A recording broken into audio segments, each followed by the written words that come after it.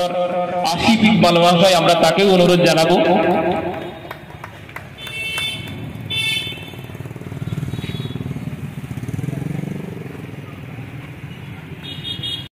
সাবেক এবং বর্তমান দুই সম্পাদক মোহাম্মদ সবুর আলী এবং আনোয়ারুল ইসলাম উপস্থিত রয়েছেন। প্রাক্তন বিধায়ক ইনসার আলী বিশ্বাস মহাশয়, আমরা সকলকে অনুরোধ জানাবো আপনারা স্ব উপস্থিত হয়ে কবির প্রতিকৃতিতে পুষ্পার্ঘ্য প্রদান করে আপনার সম্মান জানাবেন।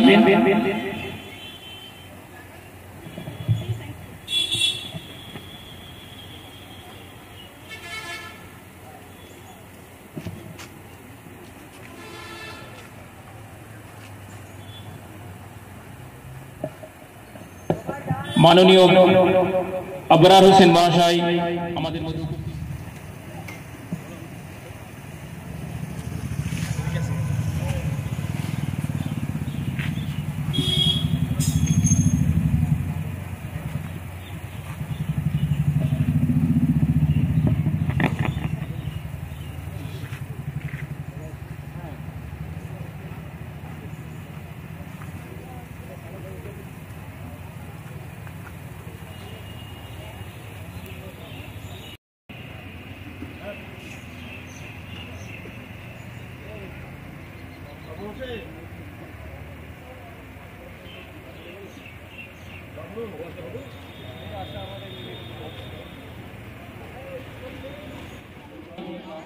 স্টার ক্লাবের কর্ণধার, সেই সঙ্গে জেলাব্যাপী যে নজরুল স্মরণ উৎসব চলছে তারও কর্ণধার তিনি মাননীয় আবরার হোসেন মহাশয়, তাকে আমরা বরণ।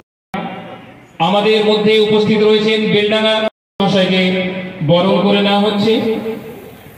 উপস্থিত রয়েছেন আনোয়ারুল ইসলাম, হাবদা আজিজিয়া হাই মাদ্রাসার প্রাক্তন প্রধান শিক্ষক, বর্তমানে বেলডাঙ্গা নজরুল মঞ্চের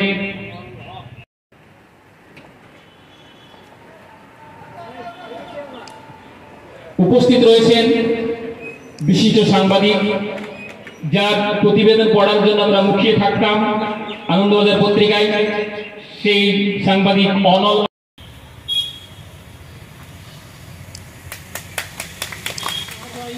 Nandagopal foundation for art and কালচারের সম্মাননীয় সভাপতি সুহাস অধিকারী মহাশয়, নন্দগোপাল অধিকারী মহাশয়ের সুযোগ্য সন্তান, চোয়া হাই স্কুলের প্রাক্তন শিক্ষক, আমারও শিক্ষক তিনি, মাননীয় সুহাস অধিকারী মহাশয়কে বরণ করে নেওয়া হলো।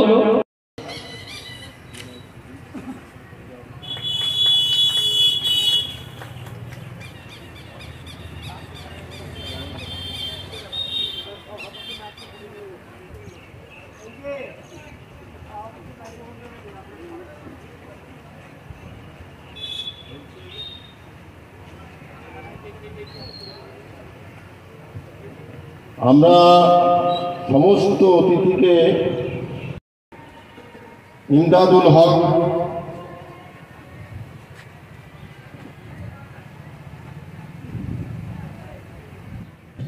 আমার ঘরে নামাজ পড়ো দিলাম তোমার চরণ তলে, হৃদয়ে যায় না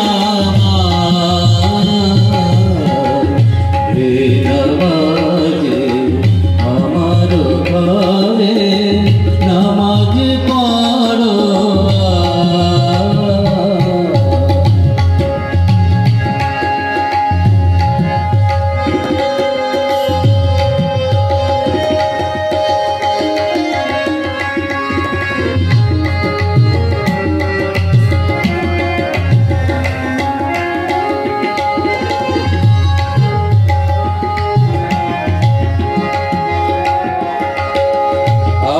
আমি গুনাহগার বেখবর, নামাজি পড়ার নাই অবসর।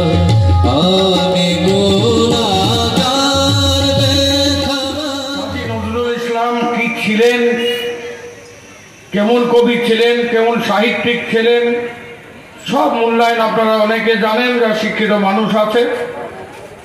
আমরা যতটুকু শিক্ষকতার মধ্য দিয়ে, ছাত্র জীবনের মধ্য দিয়ে তার জীবনী সম্পর্কে যতটুকু জেনেছি,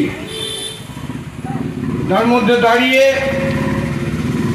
আমরা ভাবতে পারি না কাজী নজরুল ইসলাম ছাড়া বাংলাকে, আমরা ভাবতে পারি না কবি গুরু রবীন্দ্রনাথ ঠাকুর ছাড়া বাংলাকে, এটা আমরা ভাবতে পারি না। এই যে সঙ্গীত পরিবেশন, যারা নজরুলকে ভালোবাসি, নজরুলের আদর্শকে ভালোবাসি, তারা চাইছি নজরুলের চর্চা হোক, নজরুলের যে বক্তব্য সেগুলিকে আমাদের জীবনযাপনের অঙ্গে পরিণত করি।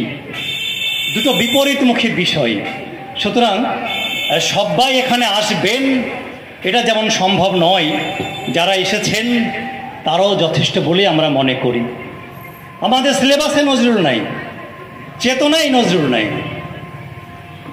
আমরা গভীর দুঃখের সঙ্গে লক্ষ্য করেছি, এদেশে দলিত ছাত্র জল পান করতে গেলে তাকে পিটিয়ে মেরে ফেলা হয় অচ্ছুদ বলে। নজরুল সেই কবে বলেছিলেন, চমকাও কেন নহেও ঘৃণ্য জীব, ওই হতে পারে হরিশ্চন্দ্র, ওই শ্মশান ঘাটের ভার করলো নজরুল। নজরুল, মোহাম্মদ ওয়াজেদ আলী এবং আবুল কালাম শামসুদ্দিন মূলত এই তিনজন পত্রিকার চালাতেন। আকরম খাঁ সম্পাদক হলেও, তো আকরম খাঁ তখন জেলে, ভারতবর্ষের প্রথম যে ব্যক্তি সাহিত্য সংগঠনের জন্য জেলে যায় তিনি আকরম খাঁ, 1921 সালের 10ই ডিসেম্বর। দ্বিতীয় হচ্ছে রবীন্দ্রনাথ নজরুল। তো যখন ওই নজরুলকে সম্পাদকীয় লিখতে দেখা হয়েছে, উনি লিখেছেন, তখন সেই সম্পাদকীয় ওই মোহাম্মদ ওয়াজেদ আলী আর আবুল কালাম শামসুদ্দিন ওরা এডিট করলেন।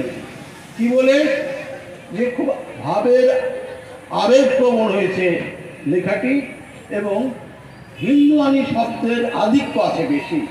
এবং আকরম খাঁ জেলে বসে এটা দেখে হয়তো ক্ষুণ্ণ হতে পারেন, তাই তারা কাটাছেড়া করে একটা ছাপলেন। পরের দিন নজরুল, তার তো আর্থিক কষ্ট, তার খুব চাকরি দরকার। পরের দিন নজরুল সেই চাকরি ছেড়ে দেন, ডাক যোগে চিঠি পাঠালেন যে আমি এখানে কাজ করবো না। জীবন ভোর তিনি করেননি। মানে এই সাম্প্রদায়িকতার বিরুদ্ধে লড়াইটা তার কোন জায়গায় বুঝতে হবে। তো আমরা গান, কবিতা, আবৃত্তি বা ভাষণ এসবের মধ্যে দিয়ে, এসবের প্রয়োজন আছে, কিন্তু এসবের মধ্যে দিয়ে নজরুলের যে মানবতাবাদী যে চিন্তা চেতনা, তা যদি আমাদের ব্যক্তি জীবনে, পারিবারিক জীবনে, সমাজ জীবনে প্রতিষ্ঠা না করি, তাহলে আমাদের এই অনুষ্ঠানগুলো ভরসে ঘি ঢালা হবে। এটি আমার অনুরোধ। কাজী নজরুল ইসলাম লিখা হচ্ছে শানিত তরবারি। তিনি শুধু ব্রিটিশ রাজের বিরুদ্ধে নয়, তিনি অন্যায়ের বিরুদ্ধে, অত্যাচারের বিরুদ্ধে তিনি লেখনী ধরেছিলেন। তার লেখনী শ্রমিক থেকে কৃষক, কুলি থেকে মজুর, ছাত্র থেকে যুব, সকলকে কিন্তু আন্দোলিত করেছিল। তা আজকে আমরা এই যুব সন্ধিক্ষণে প্রথমে দুজন যারা আজকে স্বাগত ভাষণ রাখছিলেন, তারা হতাশার সুর দিচ্ছিলেন। হতাশার কোনো জায়গা নেই, আমাদেরকে এগিয়ে যেতে হবে। একটা বিষয় পরিলক্ষিত করবেন, এখানে মাস্টারমশাইরা আছেন। এই করোনার পরে আজকের এই কর্পোরেট হাউসের স্বার্থে করোনার সময় যে সমস্ত বিধিনিষেধগুলোকে আমাদের দেশে লাগু করা হয়েছিল, যার ফলে আপনারা দেখবেন আমাদের শিক্ষা ব্যবস্থা একদম ভেঙে পড়েছে। যার ফলে একটা গ্রামাঞ্চলে দেখবেন এই ছাত্র যুবদের মধ্যে কি স্ল্যাগ ল্যাঙ্গুয়েজ, আগে ছাত্ররা যেমন বড়দের শ্রদ্ধা করত, শিক্ষকরা ছোটদের স্নেহ করতো, এই বিষয়টা সমাজ থেকে উঠেই গেছে বলতে গেলে চলে। তো সেখানে দাঁড়িয়ে আপনি তো আমরা গাছে ল্যাংড়া আম চাইলে পাবেন না। এর মধ্যে আমাদেরকে লড়তে হবে, কাজ করতে হবে। আমরা গত বছর আমাদের ইসলাম ক্লাবের কথা বলা হচ্ছে, সেখান থেকে নজরুলের ওপরে একটা আমরা অনুষ্ঠান করেছিলাম এবং মদনবাবু বক্তা ছিলেন এবং মদনবাবু প্রায় 2 ঘন্টা ধরে বক্তব্য রেখেছিলেন। তখন আমরা ঠিক করেছিলাম যে কাজী নজরুল ইসলামের প্রাসঙ্গিকতা নিয়ে একটা আলোচনা করা দরকার এবং সারা জেলায় যারা নজরুল প্রেমী আছে তাদের একটা কোঅর্ডিনেশন গড়ে তোলা দরকার, এটা আমরা মনে করেছিলাম এবং মদনবাবুর সঙ্গে আলোচনা করি। সেই পরিপ্রেক্ষিতে আমরা জেলায় মূল অনুসন্ধান করি। আমাদের অনেক আগে থেকেই আমাদের এখানে শ্রদ্ধেয় মাস্টারমশাই আছেন, আনোয়ারুল সাহেব, এবং সবুজ সাহেব যিনি বক্তব্য রাখলেন এখানে, এনাদের সাথে আলোচনা করি। ভগবান গোলাই, জলঙ্গি, এই করে আমরা শুরু করা 13ই এপ্রিল, বিগত 13 এপ্রিল আমরা বনন্দাকে নিয়ে আর কি সামনে রেখে ওনার বলিষ্ঠ নেতৃত্বে আমরা 13 এপ্রিল একটা মিটিং করি জেলা সাংবাদিক সংঘে। যে সাংবাদিক সংঘ উনি বলছিলেন একটু আগেই যে প্রায় 21টা ব্লক থেকে 81 জন প্রতিনিধি সেই সভায় উপস্থিত হন। আমাদের খাতড়া কলেজের অধ্যাপক স্যার ডক্টর রাসিদ ইকবালও ছিলেন, অনেকেই ছিলেন। তো সেই কমিটি করার পর একটা কোর কমিটি হয়েছে। কোর কমিটি আমরা কয়েকবার বসেছি, অনলাইন মিটিং আমরা করেছি। আমাদের এখন কাজ হচ্ছে সারা জেলায় সমস্ত নজরুল প্রেমীদের কোঅর্ডিনেশন করা এবং একটা প্রোগ্রামের মধ্যে দিয়ে এগিয়ে যাওয়া। শুরুতেই আমাদের মদনবাবু বলেছেন যে আমরা 1923 সালের 15ই ডিসেম্বর, আপনারা জানেন যে আনন্দময়ী আগমনী লেখার ফলে কাজী নজরুল ইসলামের জেল হয়েছিল এবং উনি হুগলি জেল, প্রেসিডেন্সি জেল, শেষ উনি ছিলেন বহরমপুর, যেটা মানসিক হাসপাতাল, মেন্টাল হসপিটাল বলে, সেটা আগে জেলখানা ছিল। সেই জেলের দুটো কুঠুরিতে, একটা কুঠুরিতে থাকতেন নেতাজি সুভাষচন্দ্র বোস এবং আর একটা কুঠুরিতে থাকতেন কাজী নজরুল ইসলাম। আমরা এই দুটোকে হেরিটেজ বিল্ডিং করার জন্য আমরা প্ল্যান পরিকল্পনা নিচ্ছি এবং যখন এই 15ই ডিসেম্বর মুক্ত হন তখন কেন কলেজের দামাল ছেলেরা, আপনারা জানেন কেন কলেজ ঐতিহ্যমণ্ডিত একটা কলেজ, মাস্টারদা সূর্য সেন থেকে আবুল বরকত সকলেই এই কলেজের ছাত্র, তাদের লড়াইয়ের একটা ঐতিহ্য আছে। সেই কলেজের ছেলেরা কাজী নজরুল ইসলামকে ঘাড়ে করে মাথায় নিয়ে গিয়ে বিজ্ঞান হোস্টেলে, বিজ্ঞান ভবনে রেখেছিলেন।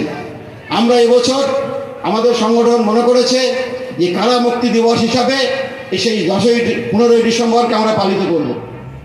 আমরা রবীন্দ্র সদন ভাড়া করার জন্য গেছিলাম, একটু টেকনিক্যাল প্রবলেম হয়েছে, মানে 7 থেকে 19 তারিখ অবধি নাট্য উৎসব ছিল দেশ বিদেশের ঋত্বিকের। আমরা ঋত্বিকের সম্পাদকের সাথে কথা বলেছি, তিনি আমাদেরকে আজকে রাত্রে জানাবেন। মানে ওই 15 তারিখে একটি শো আছে যে দলের, তারা দুপুরে ওখানে মহড়া দেওয়ার কথা আছে। আমরা বলেছি আমাদেরকে 10টা থেকে 2টো অবধি দিন। উনি বলেছেন যে আজকে আমাকে জানাবেন, জানালে আমরা কালকে বুক করে দেবো। এবং 16 তারিখটা আমরা পাচ্ছি, ওরা পরপর 2 দিন, যেহেতু একটা দিন ফুল পাচ্ছি না সেজন্য পরপর 2 দিন আমরা 2টি পর্যায়ে সেখানে প্রোগ্রাম করব। আপনাদের প্রত্যেকের, এবং মদনবাবু বলেছেন আমরা এখানে একটা ইন্টারন্যাশনাল লেভেলের প্রোগ্রাম করব। আগেই বলেছেন যে আমি যে ইসলাম ক্লাব করি, আমরা প্রতি বছর বঙ্গ সংস্কৃত উৎসব করি এবং সেই উৎসবে বাংলাদেশ, এবং বাংলাদেশ শুধু নয়, যে সমস্ত বাঙালি যারা দেশ বিদেশে থাকেন ওরা প্রত্যেকেই আমাদের এখানে আসেন, আমরা আমন্ত্রণ জানাই। যেমন গাফফার চৌধুরী, আমার ভাইয়ের রক্ত রামনে কিশোর এখানে রচনা তিনি এসছেন। মুজিবুরের প্রেস সচিব ছিলেন, বাদশাহ হক লন্ডনে থাকতেন, সেখান থেকে বহরমপুর, কলকাতা থেকে উনি আমাদের এখানে এসছেন। এরকম অনেকেই অন্যায় অবিচার অভিনয় করেছিলেন। আপনারা জানেন যে লাইলা আপা, লাইলা হাসান, ইমাম হাসান ইমাম, তারা কয়েকবার এসছেন। এরকম বাংলাদেশ থেকে উদিচি বলুন বা অন্যান্য সাংস্কৃতিক সংস্থা সকলেই আমাদের ওখানে প্রোগ্রাম করে। যাতে আমরা এবছর আমরা 23 থেকে 26 জানুয়ারি আমরা প্রোগ্রাম করব এবং আমরা ঠিক করেছি যে নজরুলের উপরে সেটা আমার উৎসব। 1941 সালে 4 এবং 5 এপ্রিল বঙ্গীয় মুসলমান সাহিত্য পরিষদের রজত জয়ন্তী সম্মেলনে সভাপতিত্ব করেছিলেন কাজী নজরুল ইসলাম এবং সেই মিটিংয়ে তিনি যে সভাপতির ভাষণ দিয়েছিলেন সেটা হচ্ছে তার জীবনের শেষ ভাষণ। দিনটা ছিল 4 এবং 5 এপ্রিল 1941। তার মাত্র কয়েকদিন পরে 9 মে